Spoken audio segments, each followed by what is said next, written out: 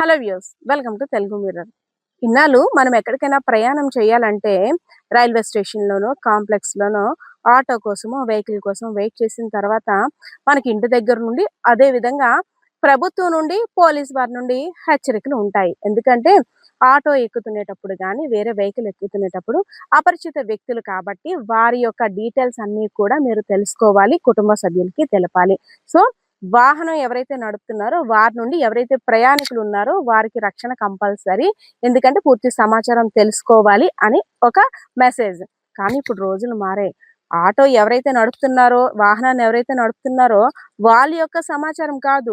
ఆటోలో ప్రయాణించే ప్రయాణికులతో కూడా ఆటో వాళ్ళకి చిక్కుందనైతే మాత్రం తెలుస్తుంది. రీసెంట్‌గా విజయనగరం జిల్లాలో జరిగినటువంటి ఒక ఇష్యూ అందరిని ఉలిక్కి పడేలా చేసింది.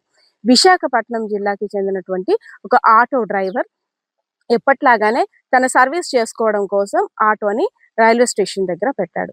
ఒక ప్రయాణికుడొచ్చి నన్ను విజయనగరం తీసుకువెళ్ళాలి. కాస్త ఈ బ్యాగ్స్ అన్నీ కూడా లోపల పెట్టేసి అర్ధరాత్రి సమయం కాబట్టి నువ్వు అడిగినంత ఇస్తానంటూ ఆ డ్రైవర్‌ని రిక్వెస్ట్ చేశాడు. సో, మంచి బేరం, డబ్బులు కూడా వస్తాయి అంటున్నాయి. ఇంకెందుకు వదులుకోవడం, ఏదో రాత్రి కాస్త నిద్ర అప్పుకుంటే 2 పైసలు జేబులో యేసుకొని ఇంటికి వెళ్ళిపోవచ్చు అనేసని పాపం ఎవరైతే ఆటో డ్రైవర్ ఉన్నారో ఆయన అనుకున్నారు. సో, విజయనగరంలోకి ఎంటర్ అవ్వగానే మా ఇల్లు ఇక్కడుంది, అక్కడుంది అయ్యప్ప నగర్ అంటూ కొంత ల్యాండ్ మార్క్ అన్నీ కూడా చెప్తూ ఈ సందులో నుండి వెళ్ళు, ఈ రూట్‌లో నుండి వెళ్ళు అంటూ ఒక నిర్మానుష్యమైన ప్రాంతంలోకి తీసుకొని వెళ్ళాడు. ఎవరైతే ప్రయాణిస్తున్నాడో ప్రయాణికుడు ఆటో డ్రైవర్‌ని గైడ్ చేస్తూ. సో, ఆటో డ్రైవర్ ఏంటంటే వాళ్ళ ఇల్లేమో చాలా మంది ఇల్లు చాలా చీకట్లోని కొన్ని కొన్ని కొన్ని రూరల్ ఏరియాస్‌లో ఉంటాయి కాబట్టి ఇంత దూరమా అనుకుంటూ వెళ్ళాడు. సో, అక్కడ అసలు కథ ట్విస్ట్ అంతా కూడా మొదలైంది. ఒక్కసారి ఆటో ఆపన్నా అంటూ ఆపాడు. ఎవరైతే ప్రయాణం చేస్తున్నాడో ప్రయాణికుడు. సో, ఏదైనా ఒకవేళ పర్సనల్ ప్రాబ్లమ్ ఏదైనా ఉందేమో, తను వేరేగా ఏదైనా పని కానిచ్చుకొనొస్తాడేమో అనేసి నా ఆపాడు. ఇంకేంటి, మెడ మీద కత్తి పెట్టి గట్టిగా గుద్ది, జేబులో ఉన్న సెల్ ఫోన్ తీయి, డబ్బులు తీయి, లోపల ఏవేవి ఉన్నాయి అన్నీ తీయి అంటూ లోపల ఉన్నటువంటి ఒక దొంగ బయటకొచ్చేసాడు. ప్రయాణికుల్లో ఉన్నటువంటి దొంగ. ఒక్కసారిగా ఆటో డ్రైవర్ ఉలిక్కిపడ్డాడు.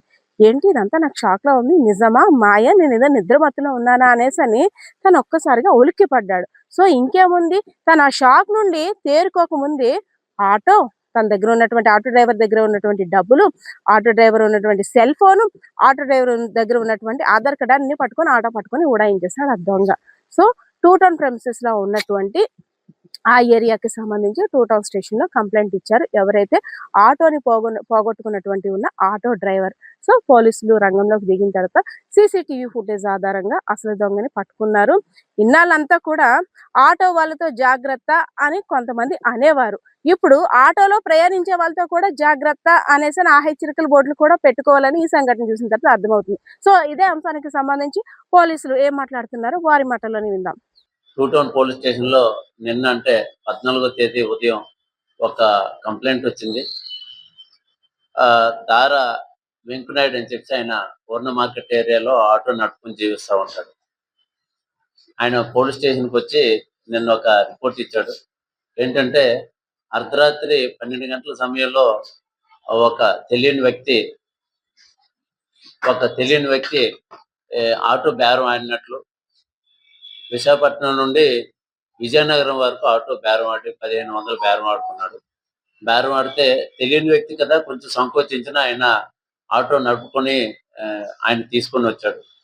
ఆయన విజయనగరం దగ్గరికి వచ్చినప్పటికీ ఎక్కడ కాదు, ఇంకా దూరంకెళ్ళి అని చివరికి ఎవరూ లేని నిర్జన ప్రదేశంలో తీసుకొని వెళ్ళి అక్కడ ఆటో ఆపించి ఈ ఫిర్యాదుని కిందకి దిగి ఫిర్యాదు ఎవరైతే రిపోర్ట్ ఇచ్చారో వెంకనాయుడిని ముక్కు మీద, మొహం మీద పిడిగుద్దులు గుద్ది వీపు మీద, మెడ మీద కొట్టి జేబులో ఉన్న డబ్బులు, సెల్ ఫోను, అలాగే పర్స్ అవన్నీ, డ్రైవింగ్ లైసెన్స్ అవన్నీ బలవంతంగా లాక్కొని ఆటో కూడా బలవంతంగా లాక్కొని వస్తే చంపేస్తానని బెదిరించి ఆటో తీసుకొని వెళ్ళిపోయాడండి.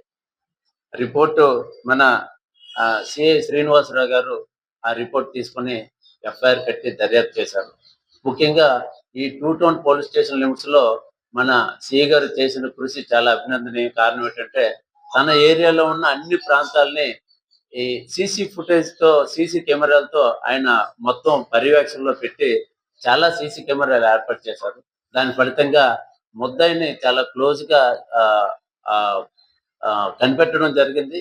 ఈ రోజు అయ్యప్ప నగర్ లేఅవుట్ చివరిలో ఉన్న పార్క్ దగ్గర ముద్దాయిని అరెస్ట్ చేసి అతని దగ్గర ఉన్న ఆటో కూడా సీజ్ చేసి, అలాగే ఫిర్యాదు దగ్గర నుంచి ఏవైతే లాక్కున్నాడో ఆధార్ కార్డు లేకపోతే డ్రైవింగ్ లైసెన్స్ డబ్బులు అవన్నీ సీజ్ చేయడం జరిగింది. సీజ్ చేసి అది ఈ రోజు వాళ్ళని కోర్టులో కూడా పెట్టడం జరుగుతుంది. ఈ ముద్దాయి పేరు రంపం త్రిమూర్తులండి. ఈయన లెప్రసీ కాలనీ పూలిపాక ఏరియా విజయనగరంలోనే ఉంటాడు. ఈయన ఈ చెడు అలవాట్లకు లోనై ఈ విధంగా చేశాడని చెప్పి దర్యాప్తులో తేలింది.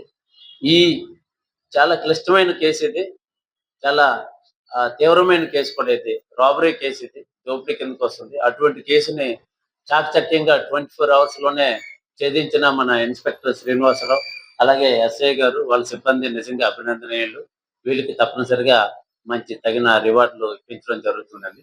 బెంగళూరు ప్రతి ఏరియాలో వాళ్ళు ఏంటంటే ఈ సీసీ కెమెరాలు పెట్టుకుంటే చాలా బాగుంటది.